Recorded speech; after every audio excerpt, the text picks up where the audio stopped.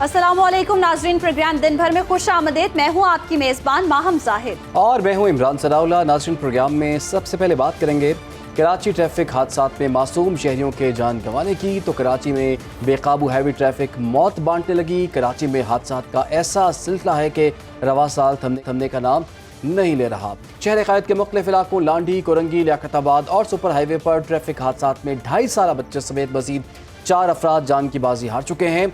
Super highway पर मजदा की टक्कर से 2.5 साल बच्चा फरहान जाँ बहक हो गया, जबकि कोरंगी सनती एरिया बीटा चुरंगी के करीब ट्रॉलर ने मोटरसाइकिल सवार अदनान को कुचल दिया। शराफी गोट के इलाके लांडी मानसेहरा कॉलोनी स्टॉप के करीब ट्रेलर ने मोटरसाइकिल सवार को रौंद डाला। 25 साल मसूद खान मौके पर ही जाँ बहक हो गया। इसी तरह लियाकताबाद थाने के इलाके लियारी एक्सप्रेस वे ईसा नगरी के करीब नामालूम गाड़ी की टक्कर से एक राहगीर जाँ बहक हो गया है। मुतवफ़्फ़ी की उम्र 45 साल के करीब है और मकतूल की शिनाख्त नहीं हो सकी। और नॉर्थ कराची पावर हाउस के करीब डंपर की टक्कर से मोटरसाइकिल सवार जख्मी हो गया। गुज़श्ता रात इस चिंगारी से मुश्तिल अफराद ने कराची के मुख्तलिफ इलाकों में 9 गाड़ियों को आग लगा दी। इसी हवाले से एक रिपोर्ट देख लेते हैं। नॉर्थ कराची पावर हाउस पर 5 डंपर्स और 4 वाटर टैंकर जलाए जाने के बाद सूरत हाल बदस्तूर कशीदा। जलाओ घराव के वाकयात पर मुख्तलिफ थानों में इंसदादे दहशतगर्दी की दफात के तहत 5 मुकदमात दर्ज कर लिए। पुलिस ने 19 अफराद को गिरफ्तार भी कर लिया। इंट्रोगेशन के मुताबिक लगता ये है कि कुछ लोग इस प्लानिंग में थे कि हम जहाँ पे इंतशार फैलाएं। इसके बाद 5 हम एफआईआर दर्ज कर चुके हैं, 19 लोग गिरफ्तार हो चुके हैं। गवर्नर सिंध कामरान टिसोरी ने आवाम से पुरअमन रहने की अपील कर दी। कहते हैं कि ट्रैफिक हादसात की आड़ में कुछ लोग बदअमनी फैलाना चाहते हैं, लेकिन ये शहर लावारिस नहीं। ये शहर लावारिस शहर नहीं है। मैं खुद भी वहाँ रात मौजूद रहा हूँ और इंशाअल्लाह ताला ना किसी को लाशों पे सियासत करने देंगे और ना ही इस शहर को लावारिस छोड़ेंगे। रवा बरस के 100 दिन रोशनियों के शहर में हैवी ट्रैफिक ने हामला खातून और बच्चों समेत 80 जिंदगियों को टायर तले रोंद दिया। ट्रॉलर की टक्कर से जाँ बहक होने वालों की तादाद 31 हो चुकी। वाटर टैंकर के टायरों से 17 अफराद कुचले जा चुके। बसों और मिनी बसों की टक्कर से 14 अफराद जिंदगी की बाजी हार चुके। ट्रैफिक हादसात का शिकार अफराद की अक्सरियत मोटरसाइकिल सवारों की है, जिसके बाइस शहरियों की अक्सरियत खौफ में मुब्तला है। आसिफ अली सैयद, सुनो न्यूज़, कराची। तो नाजरीन, जैसे कि आपने रिपोर्ट मुलाहिजा की, कराची में बेकाबू ट्रैफिक है जो कि मौत बांट रही है। इसी पर बात करने के लिए हमारे साथ गेस्ट भी मौजूद हैं। तर्जुमान सिंध हुकूमत नादिर गबोल साहब, बहुत शुक्रिया आपके वक्त का। सर, हम बारहा ये मौजू उठा चुके हैं, एक के बाद एक हादसा पेश आ जाता है। कभी डंपर की टक्कर से, कभी ट्रैक्टर की टक्कर से जाने जा रही हैं। जैसे कि कामरान टिसोरी ने कहा कि लावारिस नहीं छोड़ा, लेकिन जिस तरह से हादसा हो रहे हैं और बढ़ते जा रहे हैं और इनको रोका नहीं जा रहा, ऐसे तो लग रहा है कि कराची की आवाम लावारिस ही है। देखिए, बिल्कुल ऐसी बात नहीं है। कराची की आवाम लावारिस नहीं है। सिंध हुकूमत मौजूद है और फुल ओनरशिप और रिस्पॉन्सिबिलिटी देती है। अब देखें, इसका एक ही हल है कि हम बिल्कुल ही ट्रैफिक बंद कर दें रोडों पे। मैं ये नहीं कहना चाह रहा कि हमें बहुत ज़्यादा परवाह नहीं है या हमें ज़्यादा अलार्मिंग सिचुएशन से हम आगाह नहीं हैं। हम बिल्कुल आगाह हैं और बहुत सीरियस सिचुएशन है। बट आई फील कि इसका हल जो है वो यही है कि हम ट्रैफिक को थोड़ा कम करें। हमने उसके लिए हल भी लाया है कि हमने पीपल्स बस सर्विस स्टार्ट की है। हम लोगों को इनवाइट कर रहे हैं कि आप पीपल्स बस सर्विस यूज़ करें। अनफॉर्चुनेटली जो रिक्शाज हैं, जो मोटरसाइकिल्स हैं, मोस्ट ऑफ देम ये फिट नहीं है सड़कों के लिए। और जिस तरह ये चलाते भी हैं, अनफॉर्चुनेटली वो आप अगर कराची में रहती हैं, मुझे नहीं पता, मैं तो कराची में रहता हूँ। यहाँ पे मैं तो बहुत घबराता हूँ। जहाँ पे भी रिक्शा और मोटरसाइकिल देखता हूँ, मैं तो भाई उनसे कम से कम 3-4 गाड़ियों का फासला रखता हूँ, क्योंकि जिस तरह ये ओवरटेकिंग करते हैं, लेन चेंजिंग करते हैं, तो इनकी भी अक्सर गलती होती है। मगर इसकी बिल्कुल जिम्मेदारी से मैं कायल नहीं होना चाह रहा हूँ। मैं डंपर्स भी बहुत दफा जिम्मेदार होते हैं इन हादसात के। जहाँ पे भी इस तरह का कोई इंसिडेंट होता है, हम उसकी थरो इन्वेस्टिगेशन करते हैं। हमने बहुत सारे डंपर ड्राइवर्स को अरेस्ट भी किया है, उनकी कानूनी कार्रवाई भी चल रही है। और एक और चीज मैं आपको बताना चाहूँ कि हमने बहुत सारे जो हैवी व्हीकल्स हैं, चाहे वो वाटर टैंकर्स हों या डंपर्स हों, उसमें पुलिस ने रिक्वायरमेंट स्टार्ट कर ली है for dash camps. Dash camp से ये होता है कि खुदा ना खास्ता कोई अगर अफसोसनाक वाकया पेश आता है तो उसकी फिर थरो इन्वेस्टिगेशन की जा सकती है और पता चल सकता है कि इसमें क्या उस डंपर या वाटर टैंकर की गलती थी या अगले रिक्शा की या मोटरसाइकिल की गलती थी, क्योंकि हर दफा जरूरी नहीं है कि डंपर की ही गलती हो। हम बहुत आसानी से जिम्मेदार बड़ी गाड़ियों को ठहराते हैं, पर हर अच्छा दफा वो जिम्मेदार नादिर साहब, अब हैं। सूरत हाल थोड़ी सी तब्दील हो रही है। एक ये ट्रेंड चल रहा है कि जिस भी ट्रॉलर से या ट्रेलर से टक्कर होगी किसी की और कोई हादसा ऐसा हो जाता है, कीमती जान चली जाती है, तो लोग कानून को हाथ में लेते हैं और उस ट्रॉलर को भी आग लगा देते हैं, मजीद जो गाड़ियां नज़र आती हैं उनको भी आग लगा देते हैं। रात को भी कुछ ऐसे ही वाकया पेश आया है। तो ये ट्रेंड अब ये इस तरह से आ गया है, तो अब सिंध हुकूमत के पास क्या ऑप्शन मौजूद है? क्योंकि उम्मीद तो वो हुकूमत से ही करते हैं कि वो इन हादसा को रोकने के लिए कोई ऐसी पॉलिसी बनाएं, लेकिन आप पॉलिसी बनाते भी हैं, उस पर अमल दरामद नहीं हो पाता, फिर ऐसे वाकयात भी हो रहे हैं। अब पॉलिसी तो स्ट्रेट फॉरवर्ड है ना, उसमें तो कोई दो राय नहीं है कि इस तरह का कोई वाकया होता है तो हम वहाँ पे फौरन पुलिस पहुंचती है और अरेस्ट करती है। कल भी जो वाकयात हुए ट्रक जलाने के, फिर बहुत सारे लोगों को वहां से फिर अरेस्ट भी किया है शवायद पे डिपेंड करके। तो उसकी इन्वेस्टिगेशन भी हो रही है, मगर किसी भी शख्स को इजाजत नहीं कि कानून अपने हाथ में ले। और इसी वजह से मैंने अपना टोन, अगर आपने नोटिस किया हो, कि थोड़ा सा चेंज किया है। शुरू के दिनों में जितने भी मैं और या दीगर हुकूमत के रिप्रेजेंटेटिव होते थे, वो सिर्फ कहते थे कि हाँ बिल्कुल डंपर्स की गलती है, वाटर टैंकर्स की गलती है। इसकी वजह से आवाम के अंदर भी एक गलत मैसेज गया है कि हमेशा ही डंपर्स की गलती होती है, हमेशा ही वाटर टैंकर्स की गलती है। ऐसा नहीं है, कभी कभी होती भी है, कभी कभी नहीं भी होती है।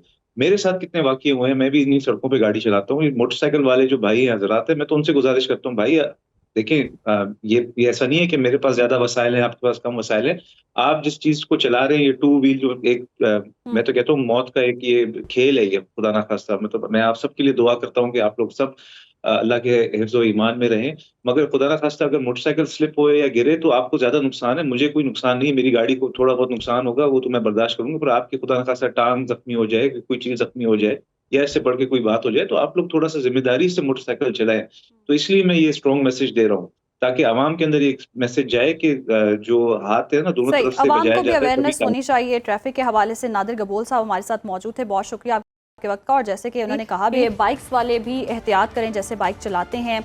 लेकिन बारहा हमने देखा है कि इस तरह के जो केसेस हो रहे हैं या हादसा हो रहे हैं, ट्रैफिक के कवानीन भी होने चाहिए कराची में। कोई वार्डन्स हों, कोई देखें कराची के जो सड़कें हैं उन पर वार्डन्स भी मौजूद हों और ट्रैफिक के कवानीन को जो है वो लागू करवाएं सख्ती से। आगे बढ़ते हैं जी। कराची में कई सालों से मैट्रिक के इम्तिहानात में पर्चा शुरू होने से कबल ही व्हाट्सएप पर वायरल होने की रिवायत रवां साल भी बरकरार रही। इम्तिहान शुरू होने से कबल ही पर्चा व्हाट्सएप ग्रुप्स में गर्दिश करने लगा। कराची में नकल आज भी बेलगाम है, जबकि इंतजामिया के दावे धरे रह गए हैं। इंतजामिया गैर मुतल्लिका अफराद का इम्तिहानी सेंटर्स में दाखिला तक ना रोक सकी और नकल के रिवायती तरीक़ों को छोड़कर नकल माफिया ने नकल के लिए जदीद टेक्नोलॉजी का अब इस्तेमाल शुरू कर दिया है। लैपटॉप्स के ज़रिए इम्तिहानी सेंटर में पर्चा हल किया जा रहा है और उस नकल के अमल में तालिब इल्मों के साथ साथ तालिबात भी हिस्सेदार बन गई हैं। इम्तिहानी मरकज़ की हदूद में ही बैठ कर पर्चा हल करने के मनाजिर सामने आ गए हैं। तालिबात के इम्तिहानी मरकज़ में लड़के दंदनाते हुए घूम रहे हैं, जबकि इम्तिहानी सेंटर की इंतज़ामिया भी तमाशाई बनी है। कराची बोर्ड इंतज़ामिया ने नकल की रोकथाम के लिए मोबाइल फ़ोन समेत तमाम बरक़ी आलात पर पाबंदी आयद कर रखी है। औरंगी टाउन में कायम निजी स्कूल में दीगर 9 निजी स्कूलों के 300 तलबा का इम्तिहानी मरकज़ बनाया गया था, मगर आज सुबह इम्तिहानी मरकज़ में 300 में से सिर्फ 5 तालिब इल्म इम्तिहानी सेंटर पहुंचे। सुपरिटेंडेंट तलबा की राह तकते रह गए और नकल माफिया इतना ताकतवर है बाहम के तालिब इल्मों को नकल कराने के लिए उनके इम्तिहानी सेंटर्स ही रातों रात तब्दील कर लिए गए हैं। इसी पर बात करने के लिए है बेवजूफ सिंध शुएब बर्नी साहब ने भी हमें ज्वाइन कर लिया है। शुएब, अगर यही सब कुछ होना है तो फिर ऐसे इम्तिहानात का क्या फ़ायदा? जी बिल्कुल, आपने दुरुस्त फरमाया कि इम्तिहान तो इम्तिहान ही नहीं रहा। बुनियादी तौर पे सुबह पर्चा होने से कबल ही व्हाट्सएप के ग्रुप्स हैं जिनमें 15 से 20 मिनट कबल ये पर्चा आ जाता है और ये रोज़ाना हर पेपर लीक हो रहा है। यानी व्हाट्सएप के ग्रुप्स में जब सुबह इम्तिहान होना होता है तो उससे पहले ये पर्चा आ जाता है। 3,75,000 तलबा और तालिबात तो सिर्फ कराची शहर में मैट्रिक के इम्तिहानात दे रहे हैं। कुल 499 सेंटर्स हैं जहाँ पे ये इम्तिहानी मराकज़ कायम हैं, लेकिन बच्चों को पहले ही आने वाली नौजवान नस्ल को चीटिंग के तरीके सिखाए जाते हैं कि व्हाट्सएप पे पेपर आ जाता है पूरा और 100% वही पेपर उनकी क्वेश्चन या शीट होती है जिसको पहले से पब्लिक कर दिया जाता है और वो रोज़ाना मीडिया पे 15-20 मिनट पहले डेली चल रहा है कि जनाब ये पर्चा आउट हो गया है। तो फिर इम्तिहान कहाँ रहा? अच्छा, दूसरी बात यह है कि अगर चले इम्तिहानी मराकज़ की अगर बात कर लें तो कराची में एक अजीब तमाशा सामने आया है। औरंगी टाउन का एक स्कूल है जहाँ की सुपरिटेंडेंट जो कि स्कूल की हैं, उन्होंने कहा कि मेरे सेंटर में औरंगी टाउन का ये जो स्कूल है इसमें 300 बच्चों का इम्तिहानी मरकज़ बना है, लेकिन 295 बच्चे वहाँ इम्तिहान देने ही नहीं आ रहे। सिर्फ 5 बच्चे इम्तिहान दे रहे हैं और 295 बच्चे किसी कराची के किसी और स्कूल में जाके इम्तिहान दे रहे हैं, लेकिन उनका नाम एनरोलमेंट शीट में उस स्कूल में है और वो पास भी हो जाएंगे अच्छे नंबरों से। ये वो खातून खुद कहती हैं, हमने उनका शॉट लिया है, उनका हमारे पास वर्जन मौजूद है, वो खुद स्कूल की जिम्मेदार हैं और वो पूरी उन्होंने बताया है। इसके अलावा कराची में लियारी के इलाके में हमने देखा कि कोई फर्नीचर नहीं है, कोई बैठने के लिए जगह नहीं है, बच्चे दरियों पे बैठे हुए इम्तिहान दे रहे हैं, कहीं पे लोड शेडिंग है, गर्मी का अजाब है, बच्चे इम्तिहान दे रहे हैं। तो ये तो एक तरह से मेरिट का कत्ल हो रहा है। सूरत हाल बता दी ना कि स्कूलों की क्या सूरत हाल है, लेकिन इस तरह पर्चा लीक आउट होना, वो कर कौन रहा है, करवा कौन रहा है और इसके खिलाफ एक्शन क्यों नहीं अभी तक लिया गया कि इम्तिहानी मरकज में कोई बंदा दाखिल भी कैसे हो जाता है और इस तरह से जो है नकल हो रही है, कोई एक्शन लेने वाला नहीं है?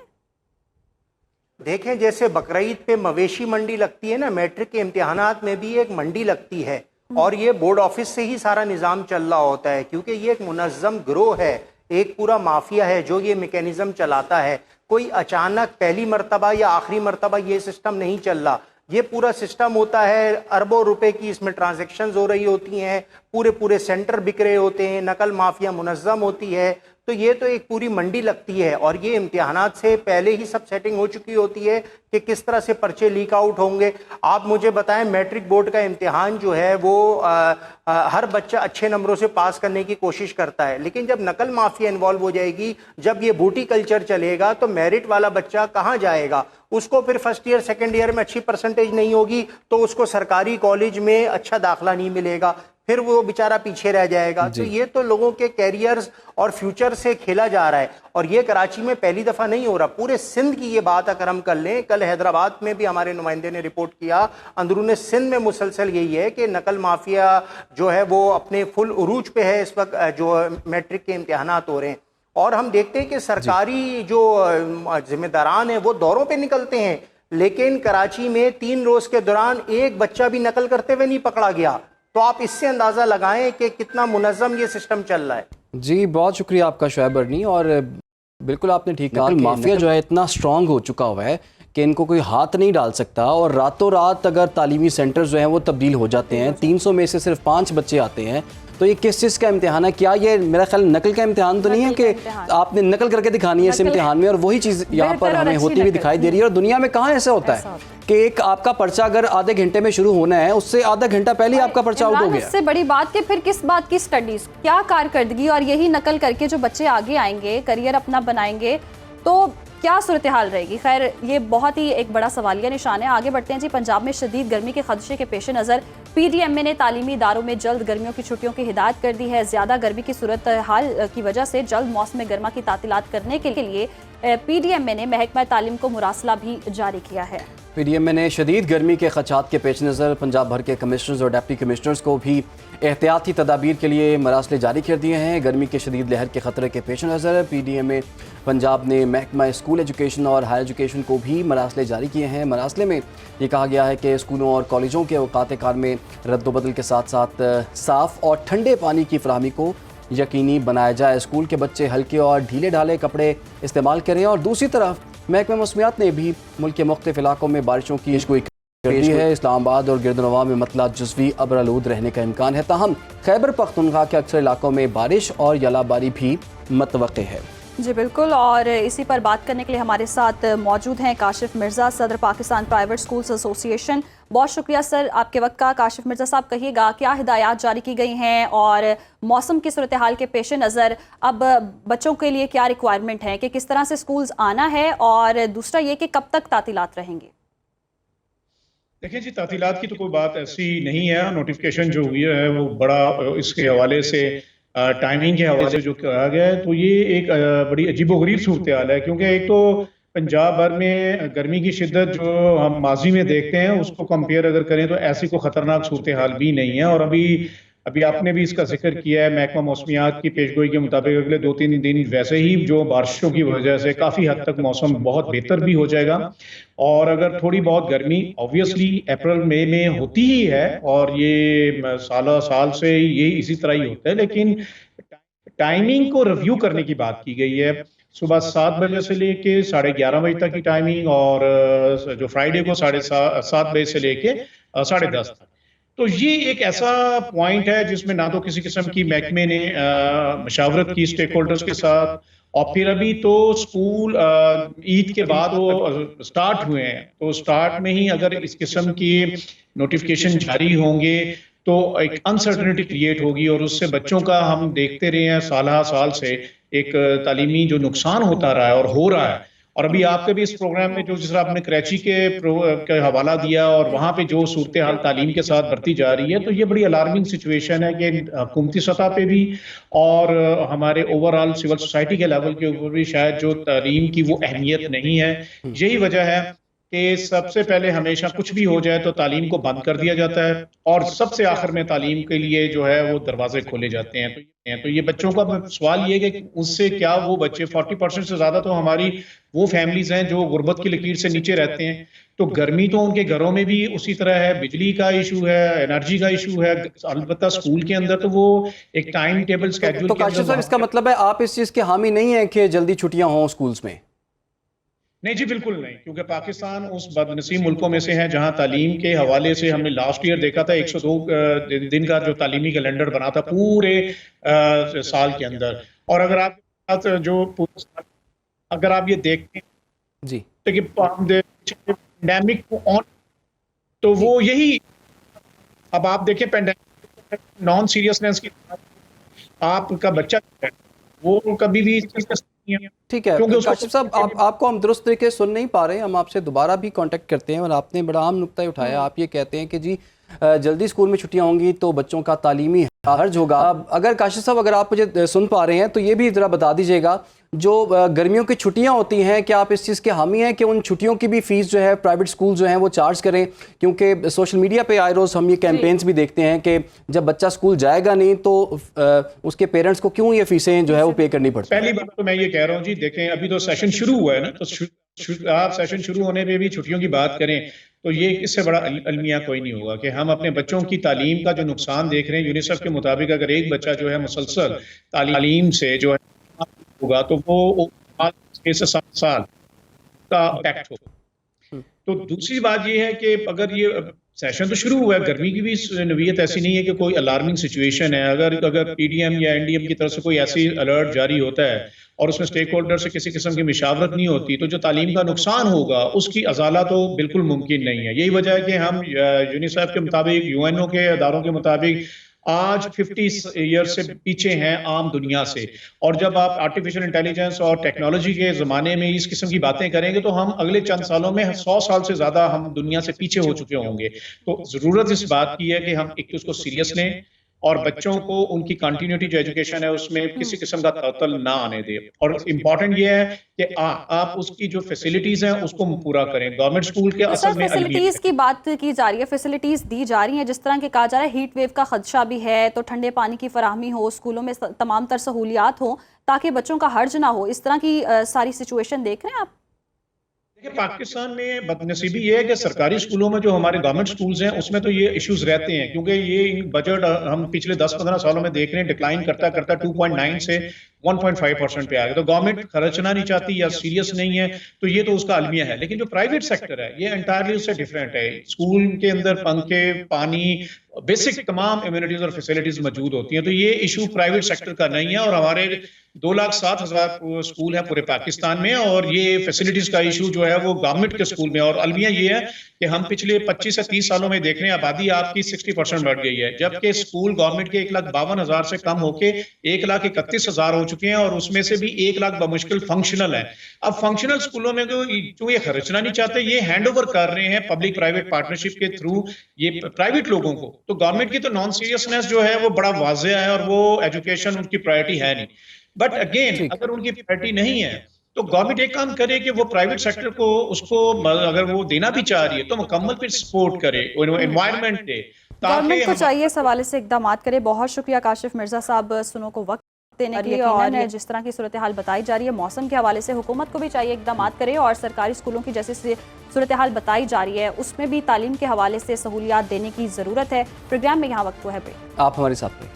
वेलकम बैक जी। पाकिस्तान सुपर लीग के 10वें एडिशन का मेला कल सजेगा। इवेंट का इफ्तिताही मैच कल रावलपिंडी में दिफाई चैंपियन इस्लामाबाद यूनाइटेड और 2 बार की चैंपियन लाहौर कलंदर्स के दरमियान खेला जाएगा।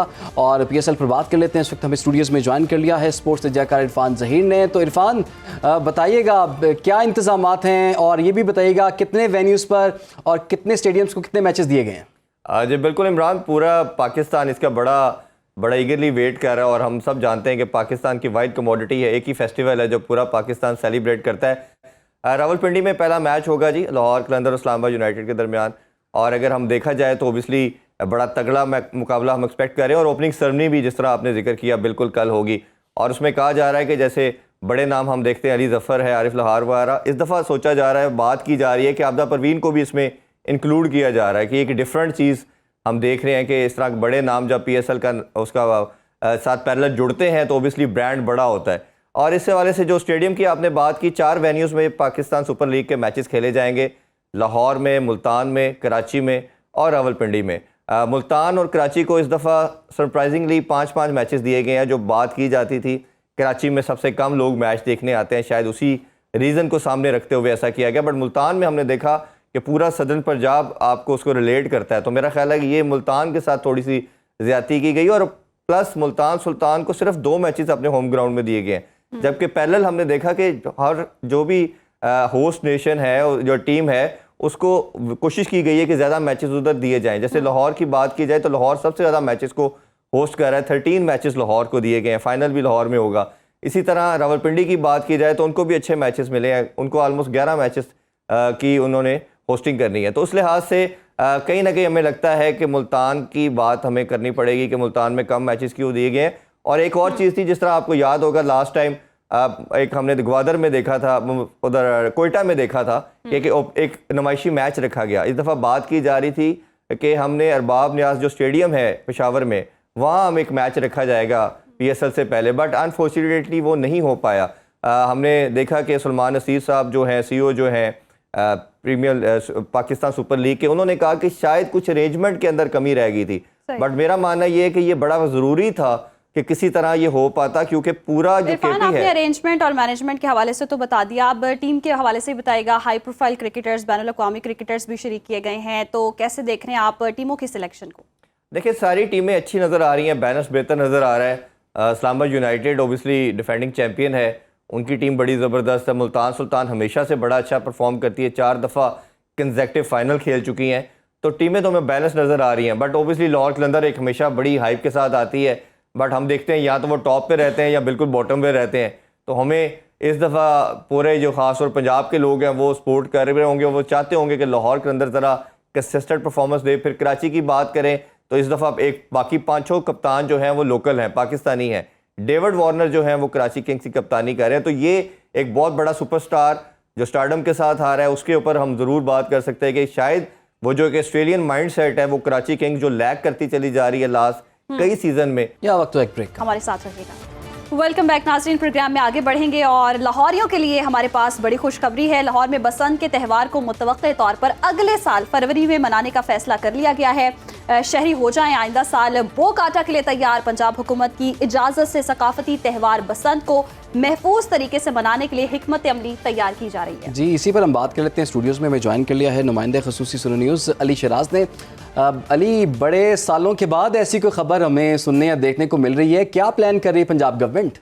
जी ये बिल्कुल 2005 में जो है ये बाकायदा तौर पर बसंत पर पाबंदी लगाई गई, जिस पे कहा गया था कि ये जो खूनी खेल है इसको बंद किया जाए, जिस पर हमेशा से जो है वो पुलिस की और ज़िला इंतज़ामिया की नज़र रही है। लेकिन अब इसको एक फेस्टिवल के तौर पर जो है वो मनाने की तैयारियां की जा रही हैं, और इसका जो नाम रखा गया है वो महफूज बसंत के तौर पर रखा गया है। ये लाहौर के अंदर एक मखसूस एरिया जिसको अंदरून शहर हम कहते हैं, वहाँ पे ये बसंत का आगाज़ किया जाएगा, और ये फरवरी 2026 में बसंत जो है लाहौर में मनाई जाएगी। इसके SOPs के लिए बाकायदा कमेटी जो है वो तश्कील दे दी गई है।